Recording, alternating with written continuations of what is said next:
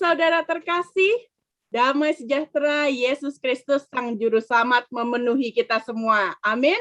Selamat bergabung di kelas pemuritan Bethany Miracle Center di Philadelphia yang hari ini akan membahas tentang penginjilan zaman now. Bagaimana kita memenuhi amanat agung untuk menjangkau jiwa-jiwa bagi Yesus.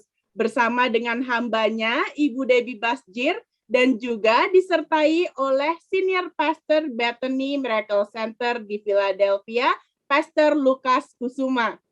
Saya sungguh percaya bahwa kita semua yang menyaksikan dan juga bergabung di Zoom ini bukanlah kebetulan berada di sini, di mana Tuhan memilih kita semua untuk menjangkau jiwa-jiwa, untuk mengenalkan mereka kepada Yesus Kristus. Dan terlebih dari itu, bagaimana kita bisa memuridkan jiwa-jiwa dan bahkan bangsa-bangsa untuk menjadi murid-murid Yesus. Tentunya kita semakin banyak belajar, semakin banyak pengetahuan. Tetapi kalau kita tidak menerapkannya, semuanya itu tidak akan terlihat hasilnya. Sama seperti iman tanpa perbuatan adalah mati. Karena itu saya sungguh percaya sampai selesainya sesi ini, kita semua akan mendapatkan sesuatu yang membuat kita lebih menggebu-gebu dan memiliki passion untuk menjangkau begitu banyak jiwa, bukan hanya saja untuk mengenal Tuhan, tetapi juga memiliki hubungan pribadi dengan Yesus sendiri. Nah, saya juga sungguh percaya bahwa setiap dari kita di sini sudah tidak sabar lagi nih, bagaimana kita dapat belajar untuk menjangkau jiwa-jiwa. Sebelum itu, saya sungguh percaya bahwa kuasa Tuhan tidak terbatas oleh ruang dan waktu. Jadi untuk Anda yang rindu untuk memuji, menyembah Tuhan, mendengar dan merenungkan firman, dan juga dikuatkan dengan kesaksian-kesaksian yang luar biasa, Anda bisa bergabung bersama kami setiap jam 7 malam di YouTube channel Bethany Miracle Center. Sekali lagi, setiap jam 7 malam, Anda bisa menikmati pujian bersama-sama, dan juga Anda bisa bergabung bersama di Mesbah Doa dan Mesbah Syukur di Debbie Basjir TV setiap hari. Jangan lupa untuk like, subscribe, nyalakan notifikasi, dan juga share, sehingga kita bisa membagikan berkat-berkat untuk orang di sekitar kita, terutama untuk jiwa-jiwa. Jiwa-jiwa untuk Tuhan Yesus. Amin, saudara. Oke. Juga saya mau mengajak Anda yang tinggal di Philadelphia, daerah dan sekitarnya, Anda yang rindu beribadah on-site, Anda bisa bergabung bersama kami setiap hari Minggu jam 8 dan 10 pagi. Anda dapat registrasi di www.bethanymmiraclecenter.org, dan Anda juga bisa menyaksikan ibadah secara online di YouTube channel Bethany Miracle Center hari Minggu jam 9.50 pagi. Tanpa kita tunda-tunda lagi, tentunya saya sungguh percaya Anda semua sudah menggebu-gebu. Saya mau tahu bagaimana rahasianya untuk bisa memenangkan jiwa-jiwa bagi Tuhan Yesus. Kita akan mulai dengan doa. Saya minta dengan hormat Ibu Nika, silakan Ibu Nika. Terima kasih semua untuk peserta yang hadir di Zoom BMC Pemuritan ini, dan di YouTube, dan semua yang hadir baik di Indonesia maupun di Amerika. Mari kita berdoa bersama-sama. Bapa, kami mengucap syukur Tuhan untuk kasih setiamu yang begitu besar buat kami semua. Kalau saat ini Tuhan, kami mau mendengar mengenai suara daripadamu Tuhan, melewati hambamu Pastor Debbie Basjir, juga semua tim yang ada di tempat ini, itu juga Pastor Lukas Kusuma dan semua tim yang hadir dan peserta semuanya Tuhan. Oleh sebab itu Tuhan, kami minta urapan daripada Tuhan. turun atas kami semua Tuhan.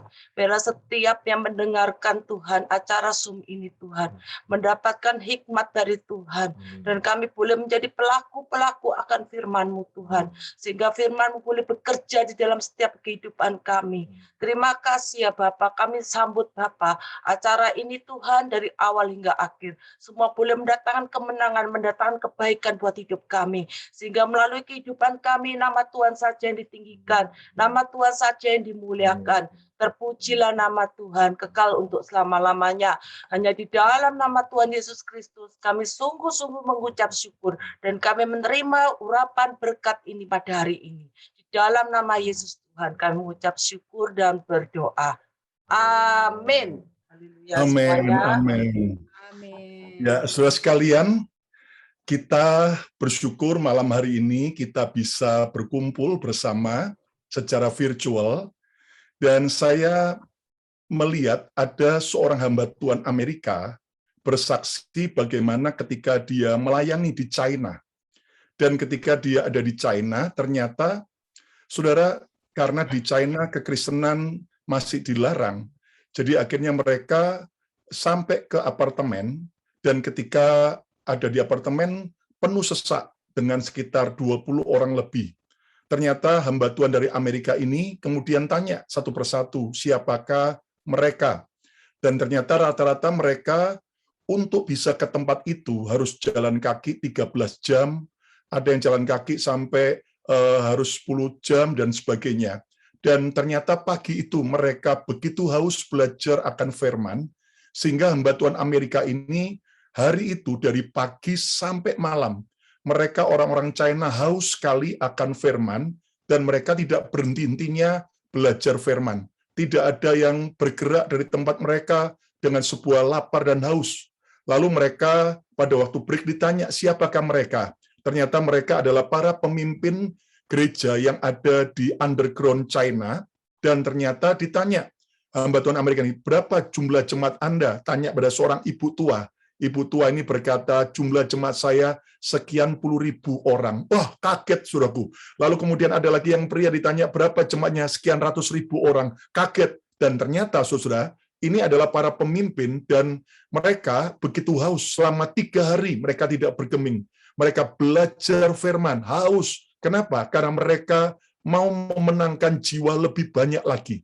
Dan yang menarik adalah ketika hamba Tuhan Amerika ini tanya, kira-kira kalau sampai ketahuan dengan pihak kepolisian China, apa yang terjadi? Wah, kita akan ditangkap dan kita akan digebukin dan masuk penjara. Berapa lama? Ya, kira-kira 3 tahun. Wah, 3 tahun. Terus dia tanya kepada sekitar 20 para pemimpin gereja underground di China, berapa banyak saudara yang pernah masuk penjara? Dia kaget, saudaraku. Ternyata 85% dari yang hadir semua angkat tangan, dan mereka rata-rata sudah minimal sekali, 2 kali, 3 kali masuk ke penjara demi Yesus.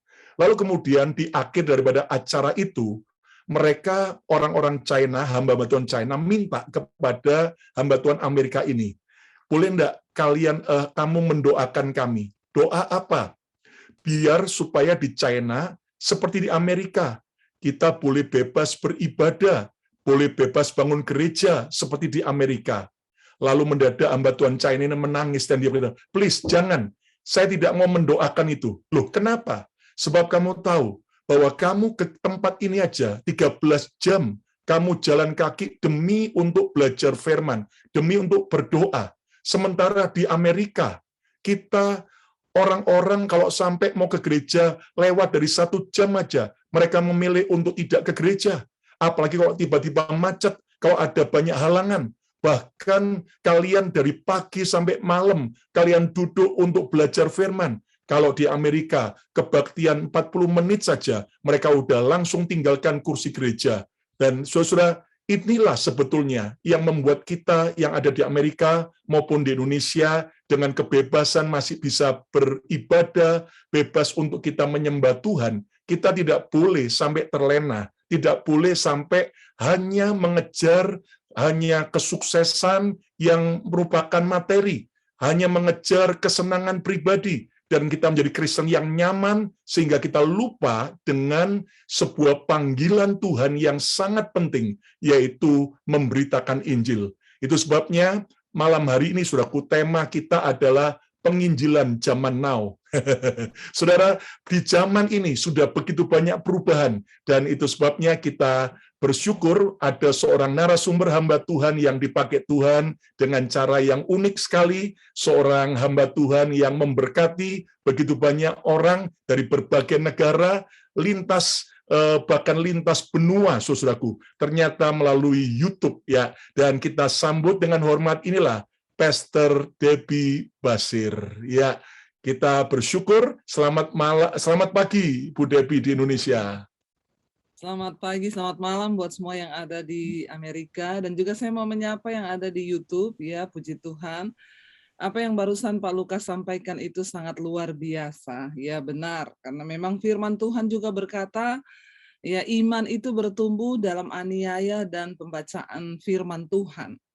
Makanya seringkali orang itu kalau dianiaya dia bertumbuh. Kalau sudah dalam kenyamanan, sudah tidak bertumbuh lagi. Ya, apakah perlu kita berdoa supaya dianiaya semua ini?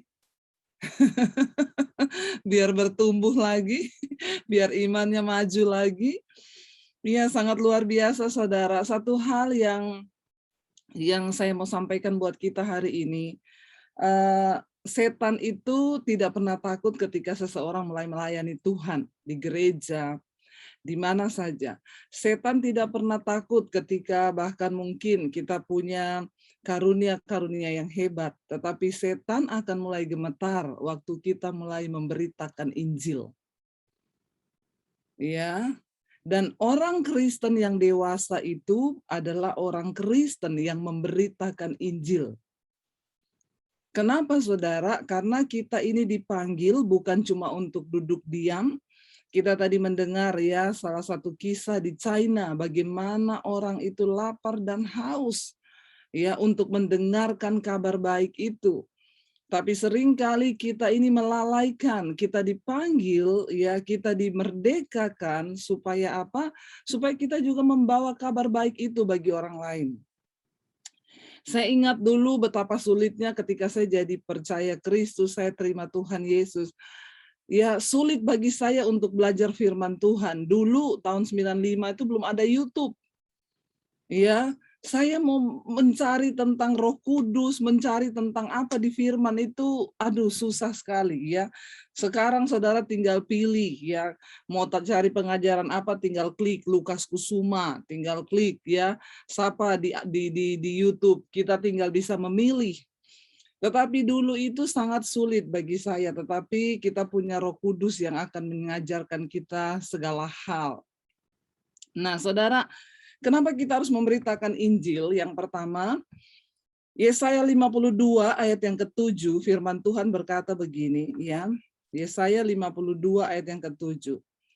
Betapa indahnya kelihatan di puncak bukit-bukit kedatangan pembawa berita yang mengabarkan berita damai dan memberitakan kabar baik, yang mengabarkan berita selamat dan berkata kepada Sion, Allahmu itu Raja. Yang pertama, kenapa kita harus memberitakan Injil? Karena Injil itu kabar baik. Saya yakin dan percaya setiap orang itu pasti yang namanya kabar baik itu senang. Ya, tapi kayaknya dunia sekarang lebih senang bad news daripada good news ya. Tapi kita harus berdoa. Kenapa? Ya kita senang kalau orang itu datang, saya mau bawa kabar loh. Kamu mau dengar nggak kabar apa dulu? Kabar baik atau kabar buruk? Kita semua pasti ingin mendengar kabar baik. Nah, kenapa Injil harus kita beritakan? Karena Alkitab berkata, Injil itu adalah kabar baik. Ya, kabar baik ya tentang keselamatan. Betapa indahnya kedatangan kelihatan pun di puncak bukit-bukit kedatangan pembawa berita, yaitu mereka yang membawa kabar damai. Waktu kita berkumpul, waktu kita bersekutu, ya jangan membawa kabar gosip, tapi mari kita bawa kabar baik, kata firman Tuhan, ya. Kalau kita menjadi pemberita Injil, berarti kita ini membawa kabar baik, saudara. Ya, karena itu setiap kita terpanggil untuk memberitakan Injil. Siapapun, bukan cuma gembala, bukan hanya Pak Lukas, bukan hanya saya. Tapi setiap kita orang yang percaya menerima Yesus sebagai Tuhan dan Juru Selamat, kita semua terpanggil yang pertama untuk memberitakan Injil. Karena Injil itu adalah kabar baik. Yang kedua, saudara, kenapa kita harus memberitakan Injil? Yesus berkata di dalam Markus pasal yang pertama ayat 14 bisa dikatakan, ya, sesudah Yohanes ditangkap, Markus 1 ayat 14, sesudah Yohanes ditangkap, datanglah Yesus ke Galilea memberitakan Injil Allah. Katanya, waktunya telah genap, kerajaan Allah sudah dekat, bertobatlah dan percayalah kepada Injil. Ya. Markus 1 ayat 14-15, ya, sesudah Yohanes ditangkap, datanglah Yesus ke Galilea memberitakan Injil. Mengapa kita harus memberitakan Injil sebagai orang percaya? Karena Yesus pun memberitakan Injil. Ya, bayangkan loh, Yesus memberitakan Injil. Dikatakan di sana, ya, datanglah Yesus ke Galilea memberitakan Injil Allah. Ayat 15, dan katanya, waktunya telah genap, kerajaan Allah sudah dekat, bertobatlah dan percayalah kepada Injil. Ya, kalau Yesus saja memberitakan Injil, kenapa kita tidak, saudara? Ya, ini adalah sesuatu yang luar biasa. Mengapa setan itu takut ketika kita mulai memberitakan Injil? Ya, karena Yesus tahu ini adalah amanat agung dari Kristus sendiri, bahkan Yesus sendiri juga memberitakan Injil. Jadi kita harus lebih lagi, saudara, mari. Hari-hari ini firman Tuhan bilang tuaian menguning, tetapi penuai itu sedikit. Tidak semua orang dipanggil untuk berdiri di mimbar menjadi pengkhotbah.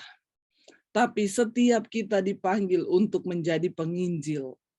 Saya bersyukur mendengar kesaksian dari seorang dokter. Dia bilang, Ibu Debbie, saya ini dulu berpikir menginjil itu, ya saya ini melayani Tuhan harus di dalam gedung gereja. Tetapi setelah saya bersyukur di masa pandemi ini, saya banyak mengikuti ya pengajaran-pengajaran dari Ibu. Ternyata di bidang apapun kita bisa melayani Tuhan, yaitu dengan menginjil.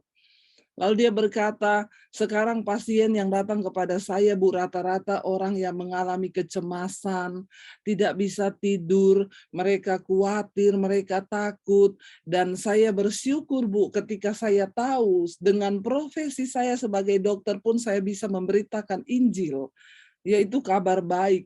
Saya mulai memberitakan Injil kepada mereka. Saya mulai berbicara. Kalau mereka orang Kristen, karena banyak orang Kristen yang juga belum sungguh-sungguh mendengar firman Tuhan. Saya beritahu kepada mereka, Ibu harus banyak berdoa, Ibu harus dekat dengan Tuhan. Karena ketenangan itu ada di dalam Tuhan ketika jiwa Ibu diselamatkan. Saya beritakan Injil, Bu. Dia berkata, puji Tuhan, Bu, rata-rata dari pasien saya setelah pulang, saya kirimin mesbah doanya Ibu, saya kirimin khotbah-khotbahnya Ibu. Dan akhirnya sekarang mereka mengalami kesembuhan. Jadi saya sekarang bersyukur, Bu Debbie, saya tahu sebagai dokter pun saya bisa memenangkan jiwa dan memberitakan Injil. Jadi saudara, kenapa kita harus beritakan Injil? Yang kedua, karena Yesus sendiri juga memberitakan Injil, ya. Dia berkata di sana firman Tuhan bilang, lalu dia datang ketika Yohanes dibunuh. Yesus datang ke Galilea, di sana dia memberitakan Injil dan dia berkata, ya, waktunya telah genap, kerajaan Allah sudah dekat, bertobatlah dan percayalah kepada Injil. Lalu yang berikutnya, saudara, kenapa Injil itu harus kita beritakan? Ya, ayat yang ketiga ada di dalam Roma pasal yang pertama. Ya, Injil itu adalah kekuatan Allah. Wow. Ya, Injil itu kekuatan Allah. Jadi nggak main-main loh. Yang kita bawa ini sesuatu yang powerful dari Allah. Injil adalah kekuatan Allah. Roma 1 ayat yang ke-16 berkata, sebab aku mempunyai keyakinan yang kokoh dalam Injil, karena Injil adalah kekuatan Allah yang menyelamatkan setiap orang yang percaya, pertama-tama orang Yahudi tetapi juga orang Yunani. Ayat 17, sebab di dalamnya nyata kebenaran Allah yang bertolak dari iman dan memimpin kepada iman, seperti ada tertulis, orang benar akan hidup oleh iman. Ya, kenapa kita harus memberitakan Injil, saudara? Karena Injil itu kekuatan Allah, menyelamatkan setiap orang. Tapi ayat 18 di sana dikatakan, sebab murka Allah telah nyata dari sorga atas segala kefasikan dan kelaliman manusia yang menindas kebenaran dengan kelaliman. Hari-hari ini saya sangat percaya murka Tuhan dan pengharapan itu berjalan beriringan. Selama orang mau bertobat, ya, maka kemungkinan untuk dia bisa diselamatkan itu selalu ada. Tuhan itu terlebih rindu menyelamatkan manusia daripada membinasakannya.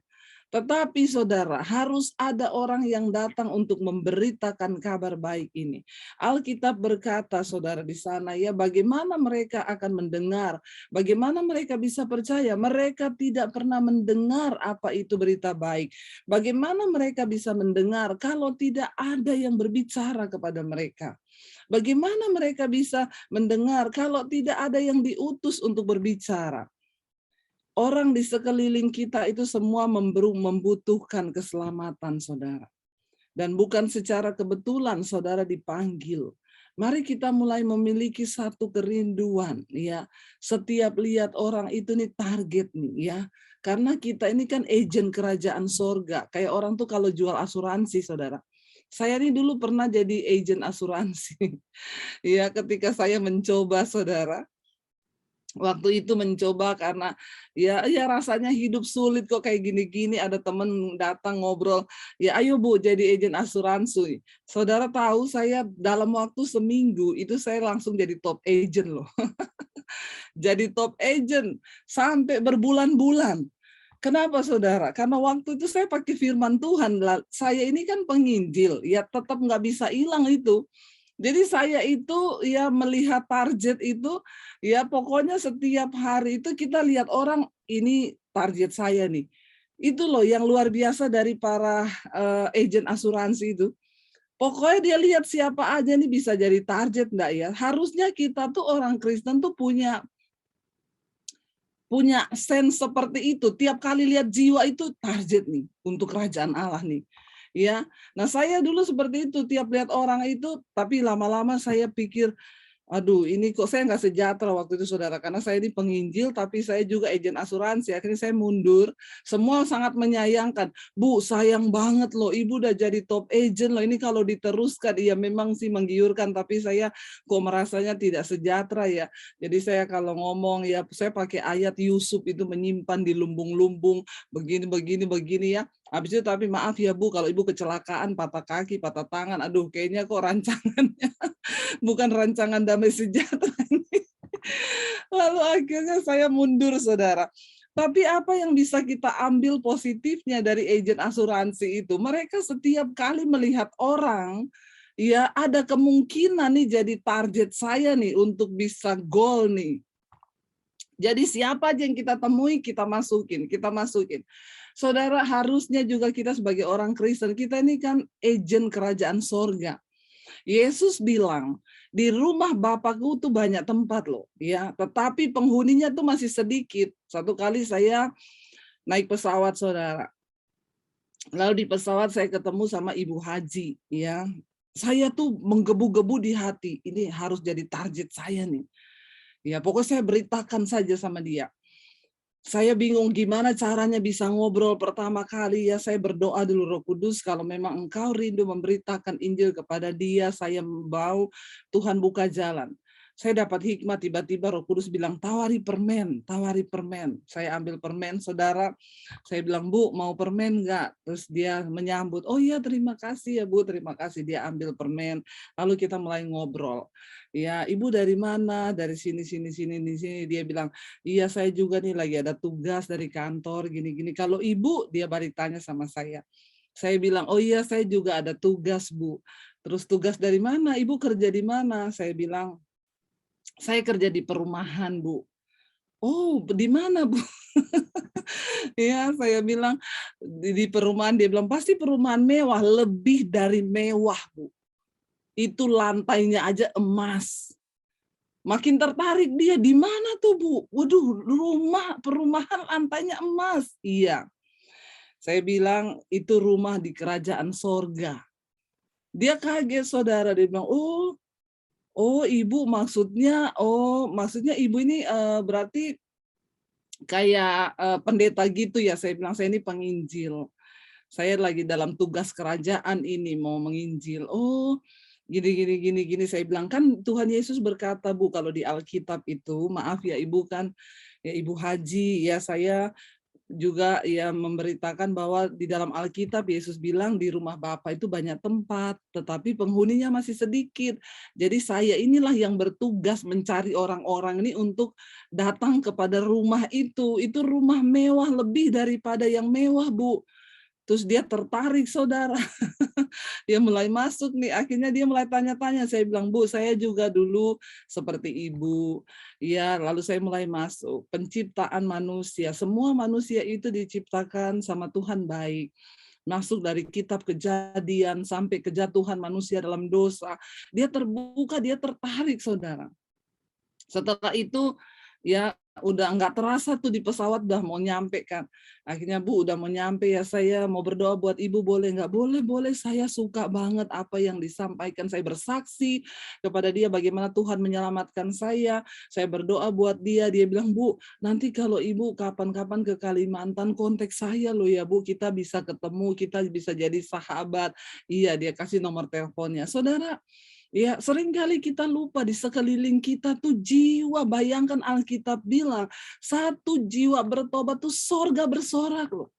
Bagaimana kita bisa memberi sukacita di sorga? Bagaimana kita bisa memberikan ya sebuah yang luar biasa dalam kerajaan sorga waktu kita bawa jiwa loh, saudara. Ya, saya di pesawat tuh sering sekali, saudara, duduk, saya selalu bilang, Tuhan, biar yang duduk di samping saya ini orang yang membutuhkan Injil, kerajaan-Mu. Ya, mau supir Grab, mau siapa, pokoknya siapa yang saya ketemu, ya itu tadi, kayak agen asuransi. Kayaknya saudara perlu mendaftar jadi agen asuransi dulu, biar tahu, diajari di sana bagaimana melihat tiap orang itu jadi target. Pokoknya ketemu orang target nih. Bagaimana saya bisa kenalan sama dia untuk saya bisa promosikan produk saya, jual sesuatu, ya. Dan saudara, akhirnya dia mendengar. Urusan nanti kapan dia bertobat itu terserah Tuhan, bukan urusan kita. Itu urusannya Tuhan. Yang penting kita sudah memberitakan. Ini nanti kita ada ruang tanya jawab ya. Biasanya tanya jawab itu yang lama tuh ya. Kenapa, saudara? Karena di sini dikatakan murka Tuhan itu juga nyata dari sorga untuk menghukum orang-orang fasik. Nah, tetapi kasih karunia Allah itu berjalan beriringan. Ketika ada orang-orang yang mau dipakai untuk memberitakan tentang kasih itu, tentang kasih karunia Allah itu, maka kemungkinan orang yang diselamatkan itu akan semakin banyak. Kita sedang berpacu dengan waktu hari-hari ini. Ya, kita melihat di sekeliling ini manusia hidup dalam ketakutan, semua berjalan ya dengan salah arah, dan kitalah yang harus datang, kitalah yang harus memberitakan Injil. Lalu yang ketiga, saudara, yang keempat, kenapa kita harus memberitakan Injil? Yesus berkata, dan Injil dalam Matius 24 ayat 14 ya, ini yang kita dengar amanat agung ya, yang jadi hafalan kita. Dan Injil kerajaan ini akan diberitakan di seluruh dunia menjadi kesaksian bagi semua bangsa. Sesudah itu barulah tiba kesudahannya. Ya, jadi semua tanda-tanda tentang kedatangan Yesus sudah digenapi. Bencana, gempa bumi, perang, bangsa bangkit melawan bangsa. Itu Yesus sebutkan sebagai tanda-tanda kedatangannya. Tetapi yang terakhir Yesus berkata apa?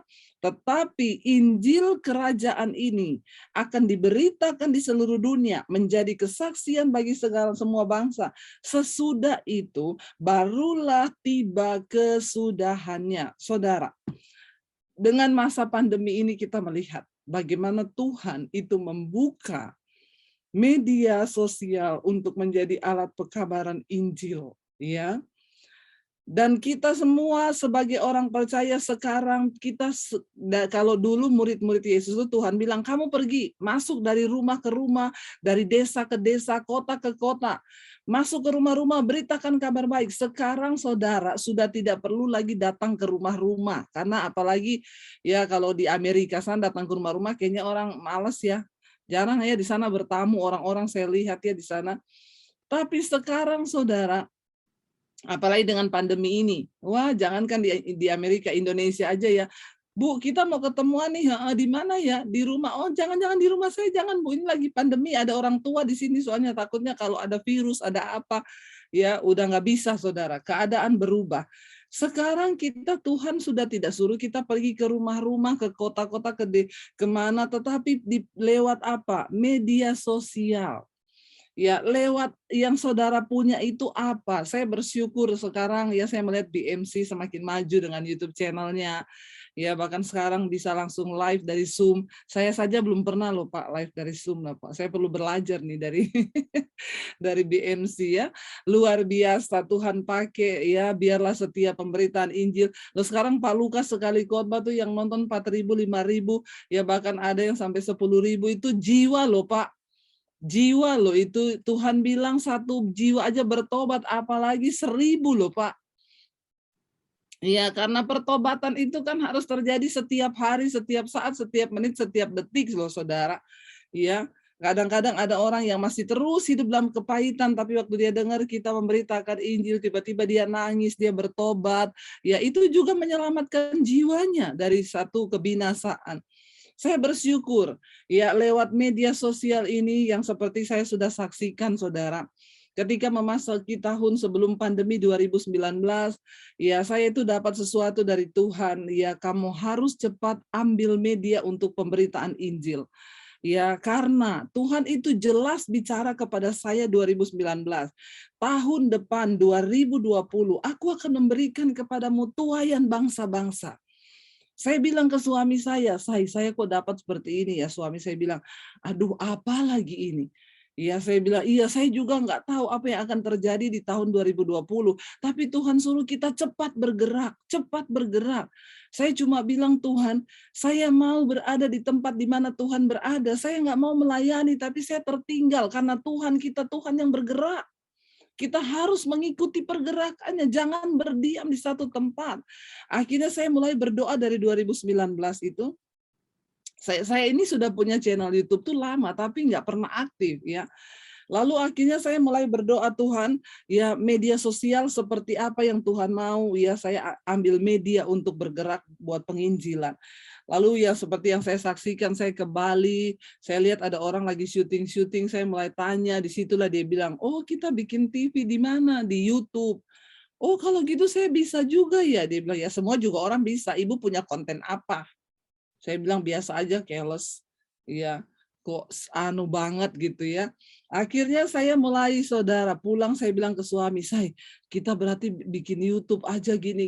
Suami saya bilang, aduh apa lagi itu? Ya, saya bilang, yuk kita mulai bergerak ke YouTube. YouTube ini lintas budaya, lintas agama, lintas benua. Setelah sebelumnya saya udah tanya-tanya ke TV mana-mana saya mau tayang, suruh bayar 60 juta. Ya itu aja belum pasti tayang, bikin 10 episode. Saudara tahu sekarang TV itu udah telepon saya terus, Bu, kita kerjasama Bu. Ibu mau tayang berapa kali, ibu mau minta bayaran berapa, make up dari kami, studio dari kami, semua peralatan, kostum dari kami, ya ayo kita bikin perjanjian. Saya bilang, saya berdoa dulu. Ya, saudara lihat ketika kita ini mau taat, Saya tidak tahu ketika itu apa yang akan terjadi di 2020, tetapi beberapa gereja yang saya khotbah di 2019, saya mulai desak gembalanya untuk bikin YouTube. Saya mulai ngomong, Pak, bikin YouTube, Pak. Tahun depan ini kita nggak tahu apa yang akan terjadi. Ya, apa iya, Bu? Ya, pokoknya bikin YouTube. Ya, sampai saya desak anak-anak muda, ayo. Ya, mereka bilang, kontennya apa, Bu? Beritakan Injil. Kan banyak pendeta yang khotbah di gereja ini syuting, naikin. Oh, Injil itu kabar baik. Makanya saya bingung aja kalau hari pandemi ini banyak pendeta nganggur. Loh, kita ini pekerjaannya kan untuk memberitakan Injil. Saya ketemu beberapa hamba Tuhan yang konseling, Bu, saya nggak tahu mau ngapain sekarang, gedung ditutup, tidak boleh beribadah. Saya bilang bikin YouTube, nggak boleh nganggur, pendeta tidak boleh nganggur. Beritakan Injil, pekerjaan kita tuh apa? Beritakan Injil, jangan diam, jangan nganggur. Lah gimana caranya, Bu? Gereja saya aja tutup. Bu, pakai handphone, saya bilang. Channel YouTube hidupin, pakai handphone, kalau nggak perlu mahal. YouTube yang penting ada sinar. Saya dulu cuma pakai iPhone awal-awal, saudara. Akhirnya dia ngikutin, saudara. Sekarang saya lihat mulai naik. Dan selalu ada orang yang dikirim Tuhan untuk menopang penghidupannya. Lah pemberita Injil hidup dari Injil yang dia beritakan itu. Akhirnya ada orang-orang yang merasa terberkati dengan khotbahnya. Sekarang yang nonton 1000. Ada 200 aja orang yang terbeban untuk memberkati pelayanannya. Akhirnya kan dia hidup. Tadinya udah bingung. Bu, saya nggak tahu mau gimana. Gereja tutup, saya nganggur. Lah pendeta kok nganggur? Bertobat nih, saya baptis ulang ya. Saya rendam 5 kali, 15 menit ini. Nggak boleh pendeta tuh diem. Pendeta tuh nggak boleh nganggur. Ya, beritakan Injil. Pakai handphone, pakai apa. Sampaikan kabar baik. Begitu banyak orang di luar sana yang sedang menanti kabar baik itu. Lalu dia tanggap, saudara. Beberapa yang tanggap sampai sekarang hidup. Walaupun gereja tutup, tidak boleh beribadah. Tapi Injil tetap diberitakan. Saya percaya ini juga tahun pemurnian. Kenapa?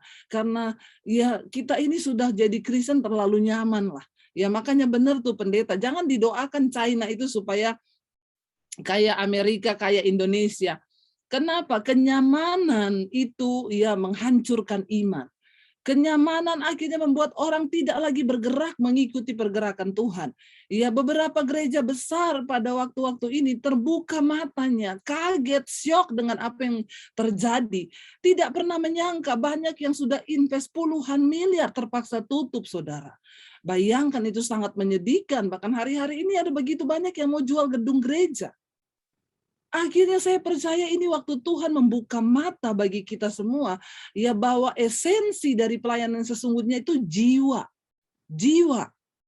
Ya, dengan masa pandemi ini kita melihat, saudara, ya fokus utama kita itu sekarang jiwa.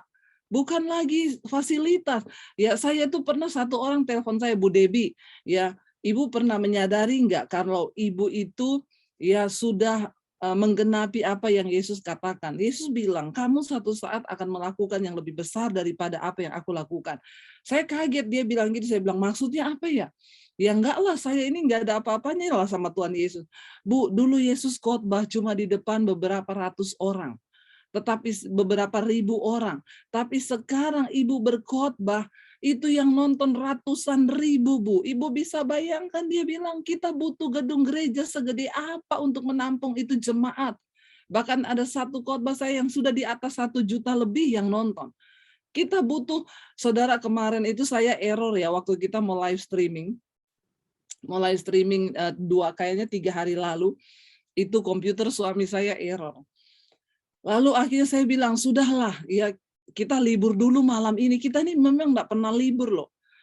Tapi suami saya tuh bilang gini, kita live pakai handphone dulu. Kamu lihat, yang nunggu sudah 6.000 loh. Belum mulai itu yang nunggu 6.000. Saya itu pertama santai aja. Ya, yang nunggu 6.000 tapi peralatannya begini rusak mau gimana? Suami saya bilang, kamu ingat waktu kita dulu diajak nonton opera Esther itu gedungnya menampung 3.500. Ini kamu 2 kali gedungnya itu yang nunggu. Saya tertemplak di situ, saudara. 6.000 orang itu 2 kalinya itu loh. Saya langsung bertobat minta ampun. Kamu lihat mereka itu lapar dan haus untuk cari Tuhan, kata suami saya. Terus kita enak aja ngomong libur. Saya langsung, iya Tuhan ampuni saya, Tuhan ampuni. Ayo saya, ayo. Lah, mereka itu saudara saya lihat di chatting, Bu, kami tidak akan mundur. Kami tetap tunggu jam berapapun. Pokoknya kami bertahan. Waduh, kalau jemaat saja sudah ngomong begitu, lah saya masa mundur, saudara? Di mana imanmu? Saya langsung cepat-cepat dia, ayo cepat kita pakai handphone aja yuk, kita apa adanya aja. Ya tidak ada yang bisa menghalangi Injil diberitakan. Saya melihat bagian habis itu naik langsung 6.000, 7.000, malam itu tembus 13.000. Kata suami saya, kamu bayangkan kalau 13.000 kamu tidak ya memberitakan Injil kelewat itu 13.000. Ya tadi malam 14.000 live chattingnya saudara. Ya saya mengucap syukur sekarang mesbah doa pagi juga 14.000. Mesbah doa malam di live ya di live-nya yang muncul setelah itu udah 20, 50, 60.000.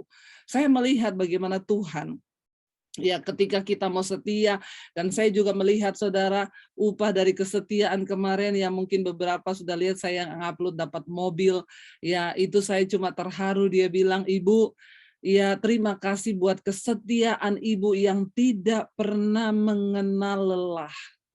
Ya tidak mudah saudara bagi kami, sehari harus 2 tayangan itu.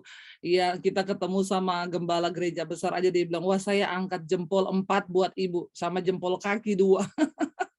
Ya saya menyerah Bu, sehari tayang 2 kali khotbah itu. Ya kesukaanku itu memberitakan Injil.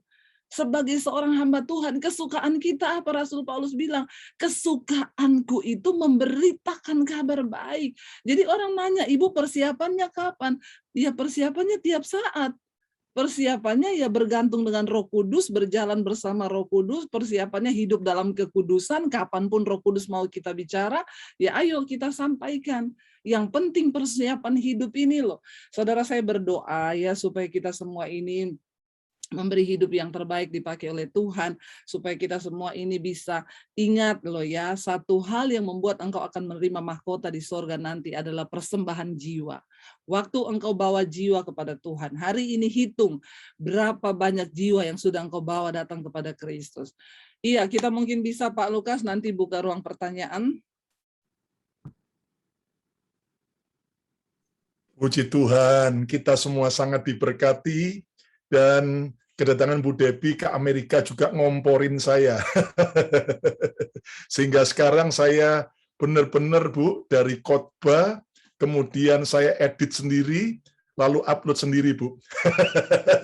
Di YouTube, dan lagi setelah saya menguasai nanti akan saya training beberapa orang-orang yang lain, karena juga sudah banyak yang rindu untuk membantu juga dalam YouTube channel kita. Tapi yang menarik adalah justru ini menjadi suatu tantangan ketika kita diperhadapkan dengan perubahan-perubahan.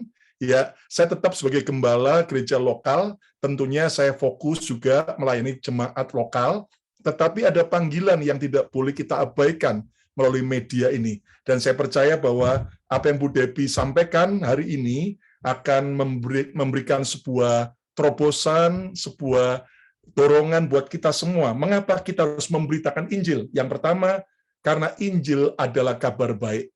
Saudara, semua orang butuh kabar baik, termasuk keluarga kita yang belum percaya Yesus, termasuk semua teman-teman kita, bahkan semua orang yang kita temui dimanapun mereka berada.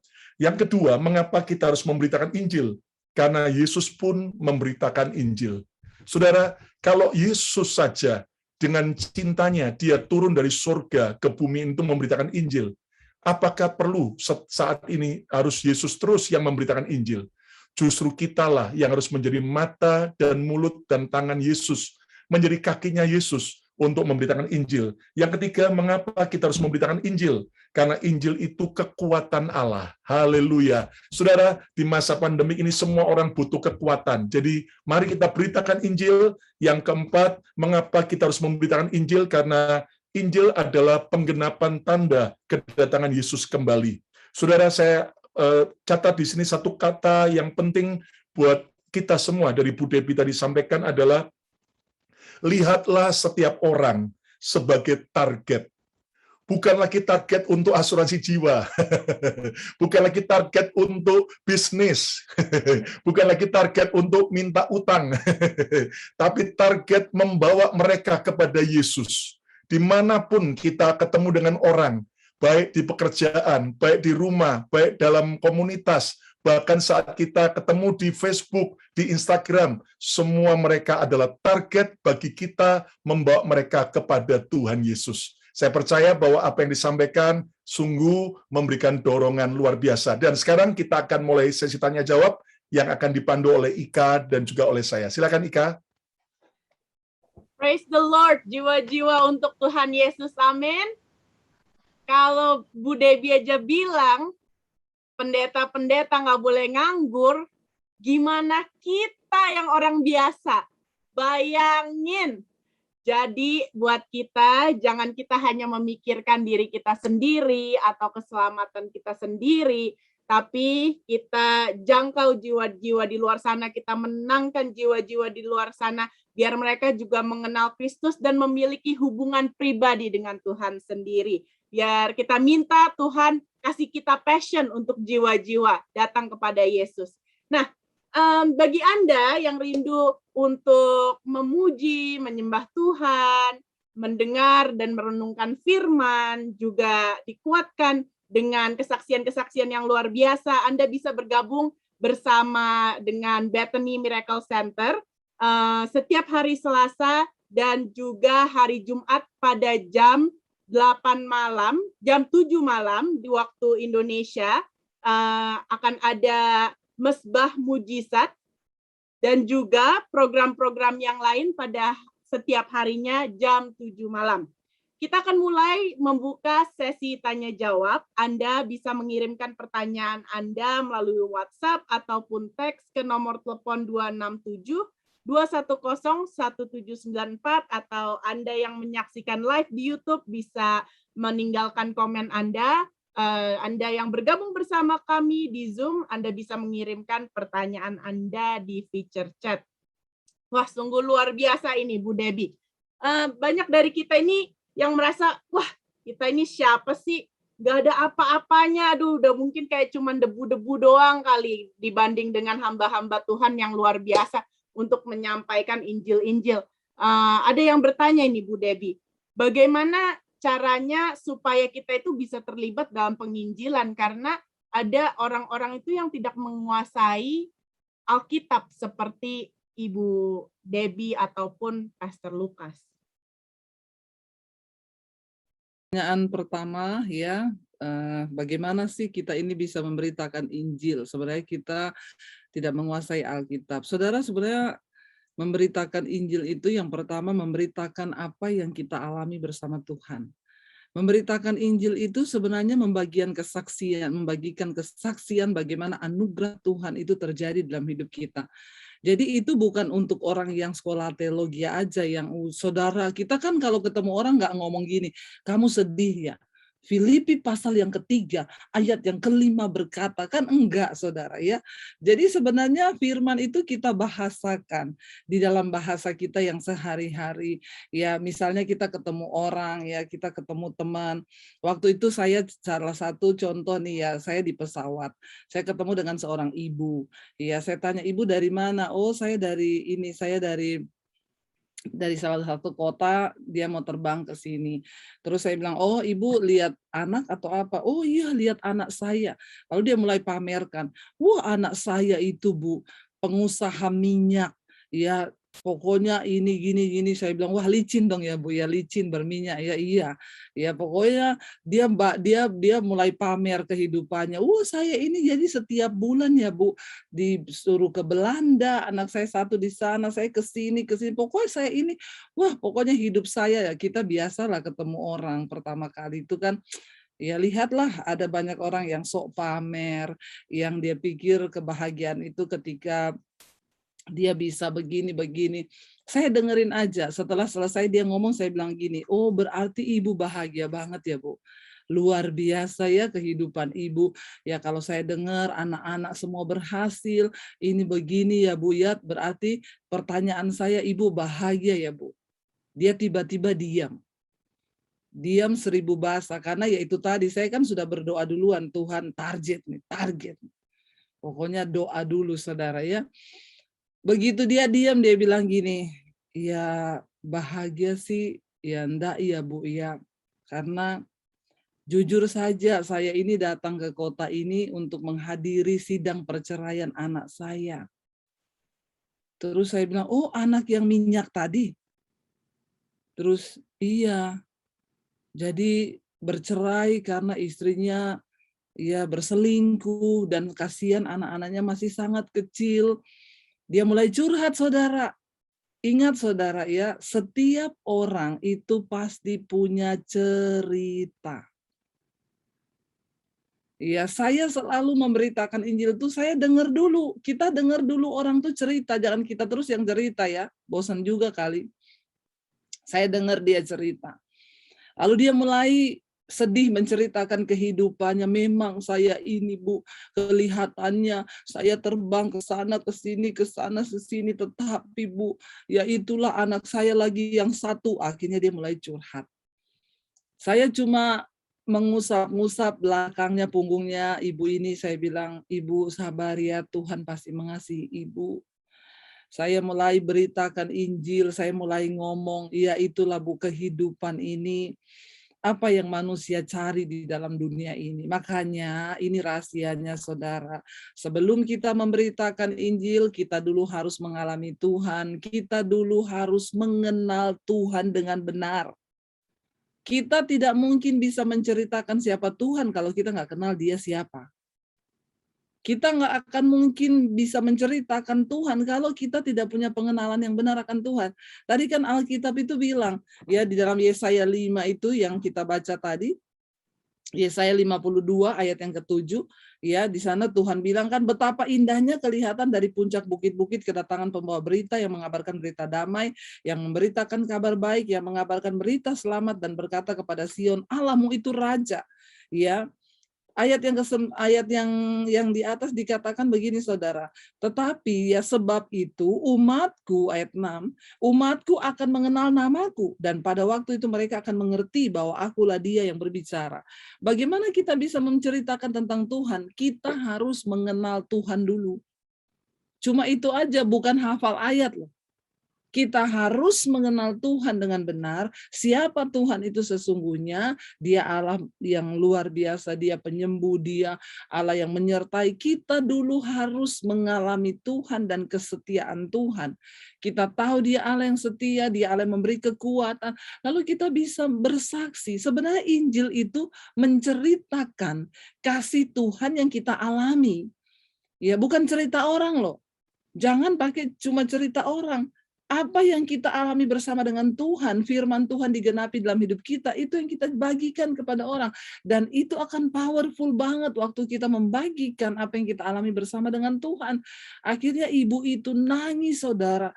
Saya bilang, Ibu, saya mau berdoa buat ibu. Dia bukan orang Kristen. Ya, saya mau berdoa buat ibu. Kalau ibu mau, saya mau berdoa. Kan sudah mau landing, saudara, pesawatnya. Saya berdoa buat dia. Dia nangis bercucuran air mata, saudara. Setelah itu mau turun, dia bilang, Bu, di daerah Jakarta Barat ada gereja di mana yang dekat. Nanti besok Minggu saya mau datang ke gereja. Saya juga mau ajak anak saya. Saya bilang, iya Bu, Yesus itu damai sejahtera. Dia datang ke dalam dunia membawa damai. Ya, Ibu cari, saya kasih alamat gereja-gereja di Jakarta Barat. Nanti Ibu bisa datang ke sini, Ibu cari yang bisa, ya benar-benar Ibu bawa, karena ibu harus berdiri buat anak-anak ibu menjadi imam di tengah keluarga supaya mereka boleh diselamatkan. Karena Tuhan Yesus berkata, satu orang bertobat, seisi rumah akan diselamatkan. Jadi ya tidak usah hafal ayat, tapi kita ngalami firman Tuhan, ya kita bisa bagikan itu bagi orang lain, ya. Tapi harus juga tahu, oh dari penciptaan itu begini, ketika Adam dan Hawa lalu manusia jatuh dalam dosa, lalu akhirnya kita dipulihkan, kedatangan Kristus, lalu Yesus itu mati di atas kayu salib. Terutama kalau kita ketemu dengan orang-orang seberang, ya kok Tuhan jadi manusia? Ya Tuhan kok jadi manusia? Saya tanya, Bapak, menurut Bapak Tuhan bisa jadi apa aja nggak? Iya, lah saya tanya, Tuhan jadi ayam bisa enggak? Bisa. Tuhan jadi manusia? Ya bisa banget lah, kok Bapak membantah Yesus jadi manusia? Lah dia kan maha kuasa, dia bisa jadi apa saja. Jadi saudara ya, kita perlu mengalami Tuhan dulu secara pribadi karena kesaksian pribadi kita itu yang akan meneguhkan orang. Jadi begitu. Wah, jawabannya kode keras ini. Kode keras, jangan cuma cari pendeta untuk mendoakan dan menginjili ya. Ya. Jadi harus membagikan apa yang kita alami sendiri.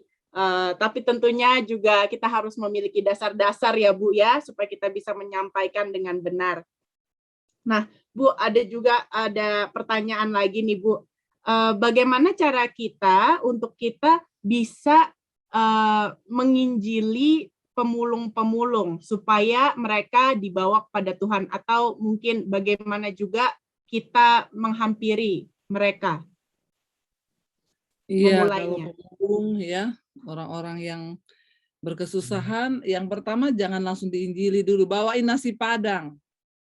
Ya, karena kalau perutnya lapar, saudara injili, saudara dilempar pakai batu. Ya, jadi kalau orang makannya, Yesus tuh kasih makan dulu. Nih orang-orang pada lapar nih. Setelah makan, barulah dia menyampaikan firman Tuhan. Ya, diajak dikasih nasi Padang dulu. Ya, kita bawa dulu sesuatu. Ya, baru kita mulai beritakan ya kepada mereka. Tetapi ya soal bertobat atau tidak itu sih urusan Tuhan ya. Kadang-kadang orang itu jadi stres kalau itu sudah saya injili nggak tobat-tobat loh Bu. Ya sudahlah, kita berdoa saja kalau memang orang-orang yang dia masih punya yaitu firman Tuhan bilang ada kubu yang dibangun oleh keangkuhan manusia untuk menentang pengenalan Allah. Jadi sebelum kita injili itu kita harus berdoa dulu, Tuhan, aku robohkan segala kubu-kubu yang dibangun oleh manusia, oleh keangkuhan manusia yang menentang pengenalan akan Allah itu secara pribadi, aku robohkan dalam nama Yesus. Jadi kalau untuk pemulung ya, orang-orang yang membutuhkan yaitu bawain nasi Padang dulu. Ya, terus akhirnya baru mulai dia diinjili, dikasih kerjaan mungkin ya, kita ya supaya jangan dikasih usahanya apa yang kita bisa lakukan ya. Karena penginjilan itu bukan cuma butuh doa, tapi butuh dana. Kemarin DB Basir TV turun sampai ke suku Da'a di Sulawesi Tengah. Saudara, suku Da'a itu yang saya ada angkat di Instagram, itu mereka tuh Kristen. Tapi Kristen animisme, itu waktu kerusuhan di Poso itu. Ya itu katanya mereka turun dengan, itu pedang bisa terbang, mereka katanya bisa, ilmu-ilmunya tinggi. Nah puji Tuhan, ya ada orang misi ya yang bisa mewakili DB TV itu untuk datang ke sana. Medannya cukup berat, kita kirim sembako harus sewa mobil hardtop, naik ya karena sangat becek, itu jalannya hancur. Lalu yang apa yang mereka butuhkan, ada rumah-rumah yang atapnya sudah bocor, orang tua tidur sama air hujan. Kasihan saudara, ya karena memang untuk mereka ke kota untuk beli celana dalam, beli sabun itu membutuhkan waktu 3-4 jam. Melewati jalan yang berbecek seperti itu. Jadi ya saya bilang sama teman saya, kamu ke sana penginjilan, bawa Injil, tapi jangan cuma bawa Injil, bawa seng. Karena di sana atapnya bocor. Penginjilan tuh bukan cuma butuh doa, tapi bawa yang mereka butuhkan, bawa sembako, tapi susah Bu naikkan di sini, sewa. Ada hardtop yang bisa disewa, cari sewa untuk naikin 38 keluarga. Ya, yang harus kita bawain sembako, celana dalam, baju mereka di sana sangat minim. Bayangkan satu dusun cuma punya 1 kamar mandi. Ya itu saudara bisa bayangkan, tapi ya hari ini kita lagi bergumul supaya ada tenaga pengajar yang mau. Tapi rata-rata orang dari kota ke sana enggak bisa bertahan karena enggak ada listrik. Ya, begitu dingin di atas, kita mau sekolahin anak-anak mereka, masih baru berapa bulan disekolahin, ditarik pulang sama orang tuanya.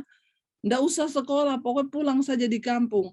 Jadi agak susah saudara, tapi yang penting kemarin sudah doa peperangan di sana, ya supaya mereka benar-benar percaya Yesus. Mereka mengaku Kristen, tetapi masih ada kuasa-kuasa gelap yang juga mereka hidupi di sana. Tidak mudah, makanya penginjilan itu juga butuh dana. Kalau cuma doa itu tidak terasa, saudara. Ada orang-orang yang lu doain dia gini, doa tok, apa yang terasa, doa nggak bikin saya kenyang. Ya kasih dia dulu makan, berbuat baik dulu. Yesus bilang, ikatlah persahabatan dengan Mamon, dengan orang di dunia ini. Kenapa? Karena orang dunia itu lebih cerdik dari anak Tuhan. Jadi memang seringkali uang itu harus kita pakai juga untuk sebelum kita menginjil, ya kita salurkan berkat dulu bagi mereka. Setelah itu barulah mereka bisa terbuka hatinya untuk Injil. Ya, orang lapar kita bilang, ayo Pak kita berdoa Pak, dalam nama Yesus, kenyang, kenyang. Yang ada kita dikejar, dilempar pakai batu, enak aja suruh kenyang didoakan, itu namanya iman tanpa perbuatan mati ya. Jadi begitu Bapak. Puji Tuhan kalau Bapak terbeban dengan pemulung ya, silakan. Ya, Bu Debbie, ada yang tanya juga, bagaimana cara menghilangkan perasaan sungkan untuk memberitakan Injil, sebab saya pernah mengalami supaya menginjili seseorang, tetapi saya tunda karena saya sungkan, dan tidak lama saya mendengar bahwa orang itu meninggal. Terima kasih. Oh iya, iya, iya. Iya, sebenarnya itu bukan sungkan ya. Jadi ada roh ketakutan yang mencoba mengintimidasi kita kalau memberitakan Injil. Jadi ya itu tadi saya bilang, kita harus doa peperangan dulu sebenarnya sebelum memberitakan Injil. Tuhan, aku patahkan segala roh-roh yang, karena setan paling takut tuh waktu kita menginjil memang. Waktu kita memberitakan Injil itu setan itu nggak mau. Ya, tetapi ya kita harus minta kekuatan dari Tuhan ya. Apalagi ya kalau memang orang itu memang ya Tuhan suruh kuat berbicara kita untuk menyampaikan. Enggak apa-apa saudara. Tapi harus tanggung aja risiko. Ya kayak tadi yang di China itu, kalau ketahuan gimana? Ya di penjara, berapa lama? 3 tahun. Kita kan nggak mungkin sampai di penjara lah. Ya kita ketemu orang, Tuhan gerakin langsung, Pak atau Bu saya mau berdoa, boleh nggak nyampein sedikit tentang firman Tuhan, berdoa. Jadi ya kita itu pengalaman berharga banget sih ya, itu mahal sekali. Tapi ya kita perlu, jangan takut, Tuhan tidak memberikan pada kita roh ketakutan, sungkan apa, itu cuma bahasa halusnya aja sungkan, padahal itu takut saudara ya. Jadi kita perlu berdoa, minta roh kekuatan yang dari Tuhan. Berarti cara kita untuk menghampiri juga itu berbeda-beda, nggak semuanya harus dipukul rata ya. Bu, kayaknya ini perlu ada sesi tambahan. Harus buat kelas target 101.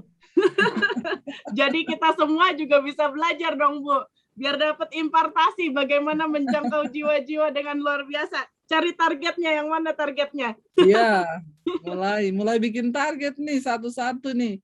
Ya, mulai bawa dalam doa. Pertama bawa dalam doa dulu. Ini ada bapak-bapak yang tanya di YouTube nih ya. Saya baca live chatnya ya. Bu, tolong saya diberi pengertian Bu, bagaimana caranya untuk saya menginjil pacar anak saya supaya dia bertobat dan percaya kepada Tuhan Yesus. Ya, jadi anaknya pacaran dengan yang tidak seiman ini ya Pak ya. Sebenarnya Alkitab bilang jangan jadi pasangan yang tidak seimbang dan orang yang tidak percaya. Ya jadi anaknya itu suruh doain dulu pacarnya ya, jangan terlalu dalam dulu, takutnya malah kalau sudah terjadi aneh-aneh malah yang keseret anaknya loh kalau nggak kuat imannya. Ya tapi kalau Bapak ada beban ya yang pertama tentunya Bapak harus dekati anak Bapak dulu, karena yang jatuh cinta tuh anak Bapak bukan Bapak. Jadi yang lebih punya pengaruh tuh anak Bapak. Ya Bapak kasih tahu ke dia, Alkitab bilang jangan jadi pasangan yang tidak seimbang. Sebaiknya kamu berdoa dulu untuk dia supaya dia diselamatkan. Kalau memang dia dipilih Tuhan, ya Tuhan pasti buka jalan ya. Harus berani menyatakan iman, Pak. Jangan cuma karena cinta, akhirnya kita kehilangan iman, banyak sudah terjadi. Akhirnya nanti ya pacaran, lalu hamil, akhirnya meninggalkan Yesus. Karena kalau tidak tinggalkan Yesus, tidak dinikahi. Itu terjadi banyak sekali di Indonesia. Yang pertama kita harus punya prinsip yang kuat dulu. Ya pokoknya jangan menentang firman Tuhan. Nasihatin anak Bapak sungguh-sungguh, pikirkan baik-baik. Ya karena kalau tidak seimbang itu menjalani rumah tangga. Yang Kristen sama Kristen aja berantemnya banyak. Iya enggak? Enggak usah angkat tangan. Di dalam hati saja. Apalagi yang berbeda keyakinan, Pak. Ya, tapi kalau Bapak punya kerinduan, ya Bapak bawa dalam doa dulu namanya dia. Bapak serahkan ke Tuhan ya. Yang terpenting adalah Bapak yang ngomong ke anak Bapak dulu. Itu yang paling penting sih, karena anak Bapak itu yang lebih punya kedekatan. dengan dia. Takutnya nanti kan ada orang yang dia pikir nih tiba-tiba kenapa nih ya, tapi kalau anak Bapak yang ngomong maaf ya untuk soal iman, aku tetap percaya pada Tuhan Yesus. Dia itu keselamatan. Dia itu gini ya, karena sekarang kan banyak orang pacaran aja. Akhirnya kalau sudah terlanjur, baru datang konseling. Kenapa Tuhan jahat? Kenapa rumah tangga saya begini? Padahal karena dia nggak mau ikutin firman. Yang pertama harus Bapak injili kayaknya anak Bapak deh. Ya, Bapak injili dulu anak Bapak itu lebih gampang. Nah, nanti setelah dia mengerti, barulah dia menginjili pacarnya. Jangan terlalu dalam dulu hubungannya. Nanti jangan sudah banyak yang saya layani begitu, terlanjur akhirnya tinggalin Yesus cuma karena sudah terlanjur dengan pacar. Iya. Ada yang lain? Nah, kalau tadi kan kita udah mulai kita udah bagaimana menghampiri pemulung dan juga itu tadi yang pacar. Kalau misalnya saudara gimana, Bu? Tapi saudaranya ini menganut agama yang berbeda. Bagaimana caranya untuk memberitakan Injil kepada saudara tersebut? Iya.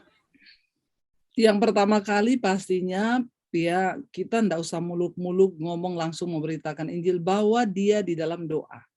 Pertama kali itu tembusi dulu lewat alam roh. Yang seperti itu berat. Kita bawa dia dalam doa karena orang itu bisa diselamatkan karena ada yang berdoa buat dia. Ya, jadi yang pertama kita bawa dia dulu dalam doa ya. Mungkin dia nggak ketemu kita yang memberitakan Injil karena Tuhan pilih dia dengan doa kita, dia mungkin ketemu orang lain yang memberitakan Injil ke dia. Ya, tetapi yang pertama kalau Tuhan mulai taruh orang itu, bawa dia dalam doa. Tuhan, sebutin namanya tiap hari. Aku berdoa buat dia dalam nama Yesus, perhitungkan Tuhan, selamatkan dia. Aku rindu beritakan Injil kepada dia. Ya, dan yang tentunya kalau kita rindu ya banyaklah waktu untuk bisa telepon dia atau ya ketemu dia. Ya, bagaimana kita bisa tiba-tiba datang terus ngomong gini kalau kita nggak membangun hubungan. Jadi ya hubungan itu penting. Kecuali kayak saya di atas pesawat, memang ketemunya cuma itu. Dan itu orang yang tidak saya kenal. Tapi kalau untuk keluarga, ya kita harus bangun hubungan, bawa dalam doa itu yang terpenting. Berarti investasi waktu, juga tabungan emosi ya untuk membangun hubungan. Bu, ini Bu, saya mau tanya Bu. Kan pasti ada up and down dalam menginjili. Nggak semuanya enak-enak gitu, terus orang langsung mendengar dan terima. Kalau misalnya menghadapi yang bebal-bebal gitu Bu, gimana Bu? Iya, kalau yang bebal-bebal kayaknya ya saya sih pernah sih ya, bahkan kadang ya orang-orang yang sudah Kristen sendiri yang kita kadang menyampaikan ayat itu ya ada yang sampai blokir saya di Facebook, blokir di WA. Tapi ya sudah, yang penting kan kita sudah memberitakan, ya jangan kita ikut memusuhi. Pokoknya kita tetap mengampuni dia, tetap apa yang bisa kita lakukan. Tapi ya kalau memang dia yang menutup, ya itu tadi dia masih punya roh keangkuhan, kubu yang dibangun oleh keangkuhan manusia untuk menentang pengenalan akan Allah. Tidak semua orang Kristen itu mau mengenal Allah loh. Tidak semua orang Kristen pun mau menerima Tuhan dan mengenal kebenarannya. Banyak orang-orang yang mereka sengaja, Alkitab bilang sengaja tidak mau orang bangsa Israel aja yang mengerti hukum Tuhan, membelakangi Tuhan, mereka menolak hukum-hukumku kata Tuhan, itu aja terjadi. Jadi saudara ya sebaiknya ya kalau kayak gitu ya sudahlah, yang penting kita sudah menyampaikan urusannya ya tergantung dia sama Tuhan, tapi kita jangan kepahitan sama dia. Ini ada yang tanya nih di Facebook ya, ini masih nyangkut. Ya Bu, bagaimana kalau kepahitan udah bertahun-tahun? Apa akibat dari kepahitan bertahun-tahun yang tidak dilepas? Nih di Facebook ada yang tanya. Saudara, hidup ini sudah pahit. Engkau minum kopi pahit, makan sayur pare, daun pepaya, tambah pahitlah hidupmu. Ngapain mau pahit-pahit apalagi sampai puluhan tahun? Bodoh. Jangan bodoh. Kita ini sudah naik ke level memberitakan Injil, tapi kita masih pahit. Capcay deh. Orang paling bodoh di dunia itu orang yang nggak bisa lepaskan pengampunan. Kenapa? Setiap hidup, ingat ya, peristiwa di hidup kita ini datang silih berganti. Bukan cuma yang manis-manis. Kalau kita ketemu orang manis-manis terus enak banget. Kita akan ketemu orang yang memfitnah kita, orang yang menjelekin kita, orang yang ini, tapi itu semua dipakai Tuhan untuk membangun iman kita. Kalau Anda mengenal siapa Tuhan, ini loh, orang Kristen itu tidak mengenal benar Tuhannya, tidak tahu bagaimana cara kerja Tuhan.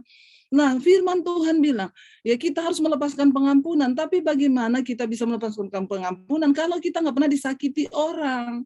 Jadi anggaplah semua peristiwa yang menyakitkan itu adalah cara Tuhan untuk melatih kita ini belajar mengampuni. Itu sekolah Roh Kudus ya, harusnya bayarnya mahal. Udah dikasih gratis masih nggak ngerti. Kepahitan bertahun-tahun. Aduh, saudara ya, Anda ini kasihan sekali ya. Jadi hati-hati, karena kalau kepahitan bertahun-tahun dikasih gula tambah banyak, tambah diabetes. Ya, jadi karena itu kepahitannya dari dalam. Saudara jangan mau pahit. Ya, buang semua yang tidak penting. Ya Tuhan, aku percaya, Tuhan pernah izinkan mengalami sama dia ini sebuah pengalaman yang pahit, tapi itu mendewasakanku. Aku belajar soal pengampunan, aku mengasihi dia dengan tulus. Mari kita hidup menjadi orang yang benar-benar ya menjadi pelaku firman. Saya ini mengalami pahit itu banyak ya. Tanya sama Pak Lukas tuh tahu sekali. Tapi ya itu bagian dari pendewasaan iman. Ya sehingga saudara ketika engkau melepaskan pengampunan, engkau melihat berkat-berkat Tuhan dicurahkan atas hidupmu. Ya kenapa Tuhan bilang seringkali bukan tanganku kurang panjang, bukan telingaku kurang tajam, tapi pahitmu itu loh yang menghalangi berkatku tercurah atas hidupmu. Rugi nggak kita? Orang yang kita pahitin hidupnya sudah diangkat Tuhan, kita masih di sini-sini terus. Kenapa? Bertahan dengan kepahitan. Aku terjatuh dan tak bisa bangkit lagi. Nyanyinya itu, aku tenggelam dalam lautan, luka dalam infeksi tetanus. Ya, aku tersesat dan tak tahu arah jalan pulang. Aduh, udah jatuh, tertimpa, nggak bisa bangkit, jatuh dalam lautan luka dalam, tersesat, nggak bisa pulang. Kasihan banget deh lu. Jadi jangan saudara.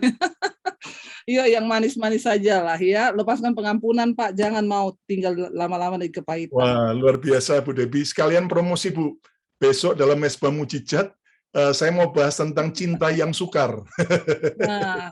Cinta yang sukar, dan akan ada kesaksian yang kita akan dengarkan. Orang yang udah cerai 4,5 tahun, Bu. Akhirnya dengan mengampuni, dipulihkan kembali. Ya, wow, luar biasa. Sudah cerai 4,5 tahun resmi, tapi akhirnya dipulihkan kembali. Dan saudara bisa ikuti dalam Mesbah Mujizat besok jam 7 malam waktu Indonesia. Ya, Bu, ada yang tanya ini, Bu, di chat YouTube juga. Jikalau seorang datang kepadaku dan ia tidak membenci bapaknya, ibunya, istrinya, dan anaknya, saudaranya laki-laki, perempuan, bahkan nyawanya sendiri, ia tidak dapat menjadi muridku. Mohon pencerahan, Bu. Iya, ayat ini saya dapatkan waktu saya pertama kali terima Yesus. Saya harus disuruh memilih antara keluarga dan Yesus. Saya bilang, Tuhan, saya mengasihi keluarga saya, tapi saya juga mengasihi Engkau. Lalu saya dapat ayat ini. Kalau engkau tidak membenci keluargamu, membenci dalam tanda kutip, saya harus terpaksa memilih meninggalkan keluarga saya, ya, dan belajar mencintai Tuhan, ya, supaya saya ini bisa menjadi murid Kristus. Bahkan ketika saya dipanggil untuk melayani di Jakarta, anak-anak saya masih di Solo, itu juga berat bagi saya, karena waktu itu yang kecil masih umur 2 tahun. Berat bagi saya, tetapi ayat ini berbicara lagi. Kalau kamu nggak bisa membenci anak-anakmu dan belajar mengasihi aku, kamu nggak bisa jadi muridku. Membenci dalam tanda kutip artinya kita harus bisa mengabaikan, karena kita ini prajurit. Orang jadi prajurit negara aja, saudara. Waktu dibilang turun perang, Papua kacau. Nggak ada ngomong gini, komandan, istri saya hamil tua. 9 bulan, komandan. Nggak ada. Waktu kamu disuruh turun perang-perang, nggak peduli mau istrimu lagi mau melahirkan, hamil tua, mau anakmu sakit, turun, pergi. Itu yang saya dapat. Kita ini nggak main-main, kita ini prajurit kerajaan Allah. Jadi kita harus belajar membenci dalam tanda kutip, rela meninggalkan segala-galanya demi Kristus. Saya bukan cuma bicara, saya sudah mengalami. Dan biarlah Tuhan yang menjadi saksi kita. Ada lagi pertanyaan? Mungkin Ada, dua yang masih terakhir. ada beberapa. Dua yang terakhir ya, Ika, ya. Silakan. Dua Ya, yang ayo lanjut terus Ibu. Biar kita jadi Kristen yang dewasa, bukan cuma terima Soalnya saya setelah ini ada mau ngajar di sekolah misi juga yang di Toraja. Bu, jadi langsung booking bulan depan, Bu, BMC Pemuritan lagi, Bu. Kita dalami lagi, kupas lebih dalam lagi. Silakan, Kak. Nah, Bu, ini untuk pertanyaan yang terakhir buat Ibu. Kan tadi udah bahas tentang keluarga. Ini ada yang bertanya, Bu. Kalau tadi kan pacar. Sekarang kalau misalnya anaknya sudah terlanjur menikah, apa yang bisa dilakukan, Bu? Menikah dengan orang yang memiliki agama yang berbeda. Nah, itulah makanya ya para orang tua ini berperan ya. Kalau sudah menikah ya sudah tinggal mendoakan, dan mungkin disuruh cerai kan. Ya, Alkitab berkata, "Hai ya engkau yang bersuamikan seorang yang tidak beriman atau beristrikan seorang yang tidak beriman, jangan kamu ceraikan laki-laki itu. Ya, tetapi kamu harus berdoa buat dia, karena istri yang beriman akan menguduskan suami yang tidak beriman, suami yang beriman akan menguduskan istri yang tidak beriman." Artinya apa? Dia harus bayar harga untuk memenangkan pasangannya. Ya, tidak boleh bercerai. Bagi orang yang belum terlanjur, Alkitab melarang, jangan jadi pasangan yang tidak seimbang dengan orang tidak percaya. Tapi kalau sudah terlanjur, ya dikatakan kalau engkau bersuamikan seorang yang tidak beriman, istri seorang yang tidak beriman, engkau jangan menceraikan orang itu selama dia ingin hidup sama-sama dengan kamu, karena suami yang beriman menguduskan istri yang tidak beriman, istri yang beriman menguduskan suami yang tidak beriman. Artinya apa? Doakan, menangkan dia, bawa kepada Kristus ya. Makanya itulah saudara, kita harus beri anak kita pemahaman supaya jangan coba-coba. Iya, kalau iman anak kita kuat, kalau enggak kuat jadi bulan-bulanan. Alkitab itu tidak pernah salah ngomong. Jangan jadi pasangan yang tidak seimbang dan orang yang tidak percaya, itu enggak pernah salah. Tetapi ada yang akhirnya dimenangkan ya dengan harga yang mahal tentunya. Asal mau bayar harga. Terima kasih sekali Ibu. Ibu kita sungguh sangat diberkati. Kita mau minta juga impartasinya dari Ibu. Dan Ibu boleh sampaikan pesan-pesan untuk kita semua di sesi kelas ini. Bagaimana kita bisa pesan yang powerful supaya kita bisa punya passion yang lebih lagi untuk menjangkau jiwa-jiwa bagi Tuhan Yesus. Iya, bersyukur ya saudara. Ini saya melihat di YouTube juga yang ikut hampir 600 orang ya. Kita boleh menjadi berkat pagi ini. Ini nanti akan nambah terus. Terima kasih juga Pak Lukas ya. Sebenarnya waktu saya itu ya benar-benar ya ini, tapi ya saya percaya ini boleh menjadi berkat ya. Satu pesan yang saya mau sampaikan pagi ini, bagaimana kita bisa menjadi orang-orang yang membawa berita kabar baik, menginjil. Ya cuman satu, alami Tuhan dan ceritakan apa yang engkau alami bersama Tuhan itu kepada orang. Menginjil adalah engkau mengalami Tuhan dan engkau menceritakan pengalamanmu itu kepada Tuhan. Itu powerful banget. Dan orang bisa dibawa kepada Kristus karena kesaksian kita berbicara lebih keras daripada sekedar perkataan kita. Terima kasih Ibu, dan untuk Anda yang menyaksikan bergabung bersama kami, jangan lupa untuk like dan subscribe. Anda juga bisa bagikan video ini sehingga bisa memberkati saudara-saudara Anda, komunitas, dan memenangkan jiwa-jiwa di luar sana. Kita akan menutup sesi kelas kita. Jangan lupa untuk bergabung di setiap program Bethany Miracle Center setiap malam jam 7 malam. Anda akan mendapatkan firman-firman dan kekuatan peneguhan yang luar biasa untuk Anda semua. Saya minta Pastor Lukas, silakan Pastor Lukas. Ya, sekali lagi terima kasih buat Bu Debbie Basir yang sudah melayani malam hari ini, Ika dan juga Pak Erwin. Terima kasih buat semua para peserta yang ada di Zoom juga ada mama saya tercinta, Pastor Inggawati Kusuma juga, ya. Shalom Ibu. Halo, ya. Oke, Bu Debi diminta kalau bisa melayani di Jombang nanti. Ya. Haleluya, siap Bu, siap. Ya. Dan juga bagi setiap saudara yang ada di YouTube, saya percaya bahwa semua kita harus menjadi pelaku firman. Ingat, mulai sekarang lihat semua orang di sekitar kita itu adalah target untuk dibawa kepada Yesus. Beritakan kabar baik, sebab semua orang membutuhkan kabar keselamatan. Mari kita akan berdoa bersama-sama. Tuhan Yesus, terima kasih buat kebenaran yang sudah kami terima, juga melalui sesi tanya jawab, kami mendapatkan begitu banyak pencerahan.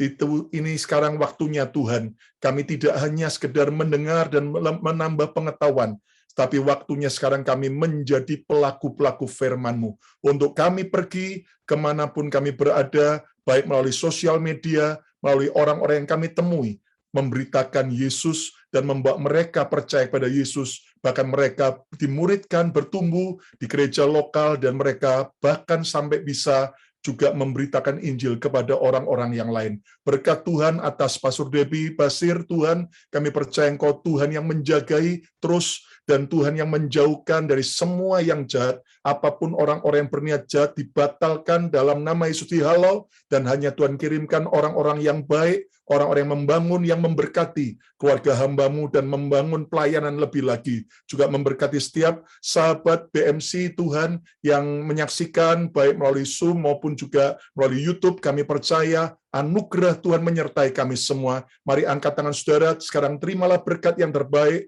berkat Bapa, Putra, dan Roh Kudus, berkat di dalam nama Tuhan Yesus Kristus, turun atas kita sekalian sampai selama-lamanya. Yang percaya diberkati Tuhan, sama-sama katakan, amin, amin, amin, amin.